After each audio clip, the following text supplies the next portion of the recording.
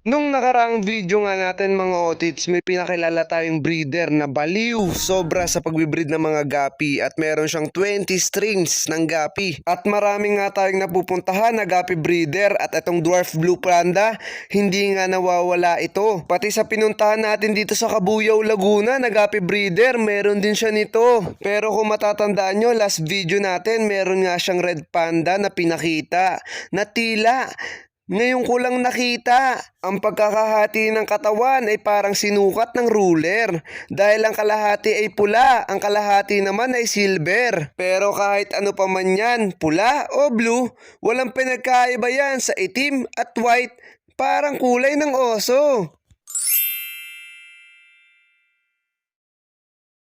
Ano pang meron ka dyan? Grabe dami namang stray ng gabi yan. Atit balik ko lang yung EBM natin.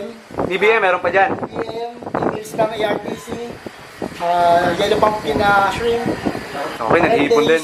Red lace. red lace. May hipon ka rin pala dyan, Otit. Meron din dito. Tapos ano pa meron tayo dito? Itong community tank lang ng platy, then angel fish. Angel fish.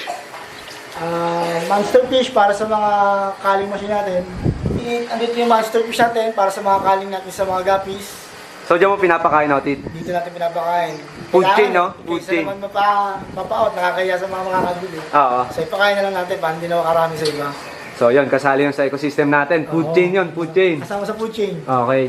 So, marami tayong nabansagan na baliw na breeder na mga napuntahan natin. Meron sa Las Piñas, Bacoor, Imus, at kung saan-saan pa. Pero, eto na mga tito. Si Otit, ang kauna-unahan natin na vlog dito sa Cabuyao, Laguna. Na baliw na breeder dahil nga sobrang dami niya talaga isda. At meron siyang 20 strain ng gapi.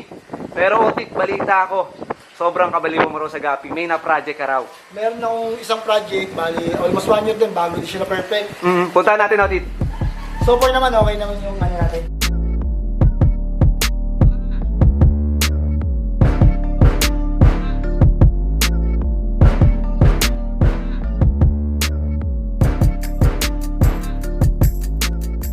So, Otit, balik-balita ko. Ito yung project mo. Ito yung project ko na HB Silverado ko. Almost 2 years din bago ko siya na-schedule din. Gaano ka kayo ng percent, Otit, na ano? Okay naman, lahat naman ang inawat ko na ito. Kasi medyo mabenta siya eh. Oo. Okay naman, wala na natin pag-wash, wala na natin pang-coloration. Stable na stable. Ano, Otit, ka lang? Bali, HB Silverado. Black Silverado yung matawag. Dito, silver. Silverado.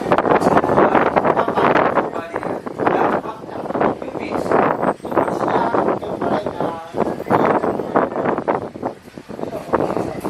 So, ito mga tito. Para siyang HP blue. Pero, bali niya sa Silverado. Yung separation ng half black, Silverado, maganda. Maganda siya. Hating-hating siya. So, meron pa yan. So, ano namang magbibigyan mong advice namin pagka ganito? Sa balita ko, ikaw na pinakamabenta ka nito, kaya pinuntahan ka namin ako din. Eh, bro, marami bibili ako din.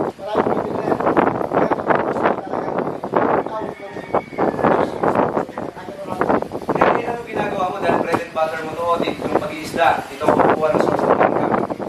Anong ginagawa mo, Otit? Ginagawa mong action? Siguro pa rin, selection of breeder Oo. para hindi mawala yung gender sa and mas breeding. Mas breeding ka. Mas breeding mas marami sila. So, mas marami Kaya sila. makikita mo, mas marami sila. Para mabilis sila. Pero mas marami bibili. Mas marami sila. Mas dalawa lang dito. Marami pa dyan, marami pa rin. Pero ito, napili mo na siya. So, kasi sobrang baliw na breeder dahil nga meron siya straight na ginawa. Hindi lang basta-basta ginawa. And stable na. Hindi lang basta Sila rin. yan, 100%. 100%. No, maganda siya, maganda siya. Para siyang panda, hindi mo maintindihan na HB. Ganun yung itsura niya. Gusto mo ba ng free aquatic plants and Betas Journey sticker? Shop na po sa Shopee natin at Lazada mga otit. Marami tayong available na fish food dyan tsaka vitamins na mga isda nyo. Check out na! Shower! Dito sa rack na to, Otit, anong merong gapi ka pa? Grabe, ang dami mong gapi. Bali nito, ito yung base ng RDSS, Okay. Silverado, top sword na YKC, then ito yung adult ng Purple Ivory, Yung kanina. yung kanilang mga prey doon. Then White Mosaic, Full Gold,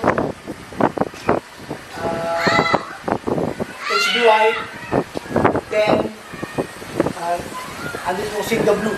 Okay. So ngayon, Otit, medyo maliliit pa yung iba, no? Medyo maliliit pa eh, medyo magkakasin tayo ng December, medyo maganda yung bentahan. Maganda tayong bigayan sa kanila ng 13-month pay, ah. Medyo maganda-ganda. Hindi tayo nakapag-pass ko na maganda. Mukhang nang hold up ka maigi, ah. Hindi naman, sila ko sa akin. Ano pang meron dito, Otit? Dito yung mga base natin ng guppies na halos mamusumos na yung mga female. Then betas and short tails. Mga pang-out mo yung mga nandito, Otit. Mga pangita. So eto, kung gusto nyo mag-community, dahil nga wala ng female, eh, no? Wala na, wala. O kung gusto nyo ng linya ni Otit, eto, meron dito, mga iba't ibang male ng gapi. Ilang galos to, Otit? Bali 75. 75 galos, no? Sarap dito. Mga Otits, pag pumunta kayo dito, paikot lang yung setup ni Otit. Mula doon, tapos paikot yan.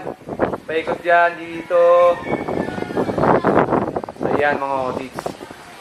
Pero malaki yung area ni Otit dito, pwede ka pa magsayaw sa gitna. Ayan.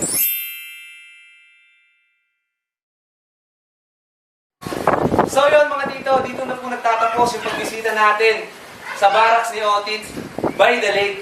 So Otits, saan matatagpuan ulit itong barracks mo kung sakaling may bumisita na Otit natin? Bali sa mga gusto pumunta, pwede kayo magano sa Group 2, Marinig Cabuela yun check nyo lang ako. Sa kanila pwede pumunta Otit? Through Messenger or Facebook. Otit, shoutout, baka may gusto kong shoutout. Shoutout na lang sa mga kagrupo sa Kabuyaw, sa mga fish community. Okay.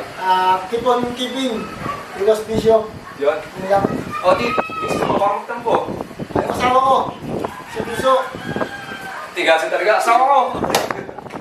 Otit, eto na. Medyo malayo-layo yung pinyayan namin. Kung ang tawag sa nag-groomer, ang tawag sa nag-show, Otit, shower! So yun mga tito, maraming salamat. Kita kayo sa susunod na vlog. Wish, alat!